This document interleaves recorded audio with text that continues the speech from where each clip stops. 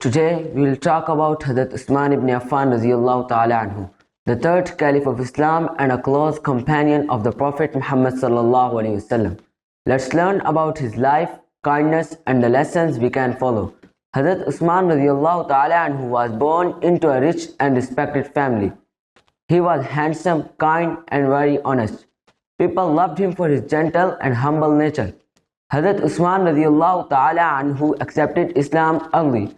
When Hazrat Abu Bakr radiyallahu ta'ala anhu introduced him to the Prophet Muhammad sallallahu alaihi wasallam. Despite facing challenges from his family and tribe, he stayed strong in his faith and supported the Islam. Hazrat Uthman radiyallahu ta'ala anhu was very rich, but he used his wealth to help others. One famous example is when he bought a well in Medina and made it free for all Muslims to use. He also helped the fund Muslim army in tough time. Hazrat Uthman radiyallahu ta'ala anhu became third caliph after Hazrat Umar radiyallahu ta'ala anhu. Hazrat Uthman radiyallahu anhu is best known for preserving the Quran by compiling it into one standard version. Hazrat Uthman radiyallahu anhu was very modest and shy.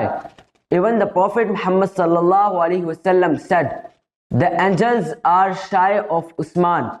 His life was full of humility, kindness and love for Allah.